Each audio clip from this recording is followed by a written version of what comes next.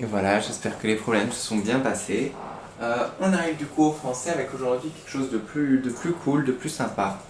On va faire une production d'écrit, c'est-à-dire je vais vous montrer le début d'une histoire et vous allez devoir écrire la suite, ok? Voilà. Et je vais vous aider, pas de souci, pas de souci. Alors, je vais vous montrer déjà l'histoire. Que j'ai essayé de faire ça sympa. Alors. La grotte. Ça s'appelle La grotte, un titre un peu mystérieux. Cet été, vous allez à la campagne avec votre meilleur ou votre meilleure ami, si c'est une fille ou un garçon. Vous passez une semaine dans la maison de ses grands-parents. C'est une jolie maison avec un toit en chaume, comme ça, c'est-à-dire un toit en paille. Vous avez de la chance, c'est une maison à la campagne, voilà, super. Pendant l'après-midi, alors que vous jouez près de la forêt, je sais pas moi, vous pouvez jouer à cache-cache, etc., au pied du versant de la montagne, c'est-à-dire au pied de... voici le versant de la montagne, bah c'est ici. Au pied du versant de la montagne, vous trouvez un énorme rocher. Un énorme rocher. Derrière ce rocher, il y a un trou qui semble mener quelque part. Vous entendez un bruit grave provenant de l'intérieur, comme une sorte de... comme ça. Que faites-vous? Et là, vous devez me raconter du coup la suite. Voilà, la suite du coup... voilà, je vais vous donner juste quelques petits conseils. Forcément, dans votre texte, il y aura des dialogues. Vous parlerez avec votre copain, votre meilleur ami, je sais pas, vous pouvez demander, je sais pas moi, s'il a peur, s'il veut y aller, etc., etc. Juste pour parler un petit peu des dialogues. Je vais vous faire un petit zoom là-dessus. J'en ai déjà parlé un peu avec les enfants de ma classe, mais on va faire un petit... C'est quand même bien d'avoir un bon zoom. Alors. Important. Quand les dialogues vont commencer, pour dire attention, les dialogues commencent, on met un double point. Et il dit, et ils disent, double point. Voilà. Ensuite, on ouvre les guillemets quand les gens vont parler. Au début du fait qu'ils parlent. Par exemple, ils disent, double point, ouvrez les guillemets, nous te proposons une solution. Ensuite, quand il y a une autre personne qui parle, par exemple votre meilleur ami, vous mettez un tiret pour dire là on change de personne qui parle. Du coup, quelle est cette solution? Répond le lion. Du coup, que dit est-ce que tu veux y aller? Répond Tom, ou je sais pas. Et puis là, il dit, je sais pas, j'ai un peu peur parce que, je sais pas, n'importe quoi. Et du coup, on rechange de personne qui parle, du coup, on remet un tiret. Et enfin, à la fin, on met des guillemets pour dire fin du dialogue. Voilà. À chaque fois que vous faites un dialogue, du coup, il faut ça. Double point pour dire ça va commencer. Guillemets pour dire ça commence, les gens parlent. Tirer à chaque fois que quelqu'un parle, de différents parlent. N'oubliez pas de dire qui parle, par exemple répond le lion ou dit machin, etc. Et enfin on termine en mettant les guillemets. Voilà. Ok. Voilà. Qu'est-ce que je voulais dire d'autre? Voilà. Je vais vous donner juste encore des conseils. Mes conseils, j'en ai parlé avec les enfants de ma classe qui m'ont envoyé ce qu'ils ont fait.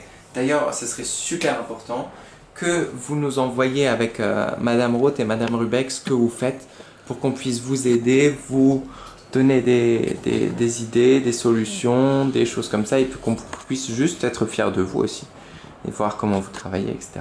Ok. Conseil. Alors ça, c'est pour que vraiment...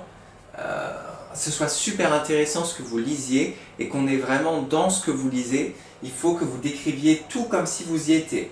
Je sais pas moi, par exemple, si c'est sombre, la couleur de la roche, s'il y a de la mousse, s'il y a de l'eau qui coule sur les murs, etc., etc. Racontez tout comme si vous y étiez. Vous inventez des choses qui bougent, des choses comme ça, n'importe quoi. Mais vraiment pour qu'on puisse avoir l'impression sur les 5 sens, ce qu'on entend, ce qu'on peut toucher, etc., etc., pour qu'on puisse être dans l'histoire. Voilà. Première chose, du coup, ça, travailler sur les 5 sens. Ensuite, faire des dialogues réalistes. C'est-à-dire essayer de bien faire ressortir l'émotion des personnages. Par exemple, s'ils ont peur, bah, ils vont dire, je sais pas, ils vont hésiter, ils vont ou je sais pas. Voilà. S'ils sont contents, vous allez dire bah, avec enthousiasme, avec joie, etc. Il dit avec joie, super, allons-y, ou je sais pas. Voilà. Du coup, faire travailler vraiment pour que ce soit les échanges, comme il parle, ce soit comme si vous parlez avec votre meilleur ami en vrai. Voilà. Et enfin, utiliser des didascalies, c'est ce que je vous ai parlé avant. En fait, ça veut dire 10 pierres à voix basse, avec envie. C'est quand en fait on parle du dialogue dans le dialogue. Et 10 pierres à voix basse, avec envie, etc. etc. Conseil, avant de faire ça, avant de déjà passer au propre, etc., je vous conseille de faire un brouillon. C'est-à-dire, toutes les idées qui vous viennent de choses qu'il peut y avoir, je sais pas moi, dans la grotte, etc., mettez-les. Mettez tout ce qui se passe dans l'ordre, vous faites des traits, vous notez, je sais pas moi, araignée, je sais pas, voilà. Ensuite, je sais pas, toutes les idées que vous avez, ou même comment vous pensez que la grotte est, je sais pas s'il y a des choses à l'intérieur, des choses étranges, etc. Vous mettez toutes vos idées déjà avant de travailler là. Ok. Vous avez toutes vos idées. Ensuite, vous faites des paquets. Tiens, les araignées, ça pourrait aller avec le fait que je le mettrai au moment là, ça va se passer, etc. Ensuite, ça, le fait qu'il y ait ça, je vais le regrouper avec ça et ça, comme ça fera un bon moment chouette. Ça fera peur, avec ça et ça, je les mettrai ensemble, etc. pour faire ça, etc. etc.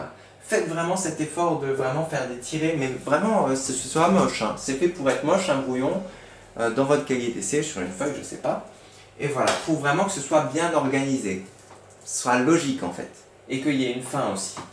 Voilà, travailler sur la fin, etc.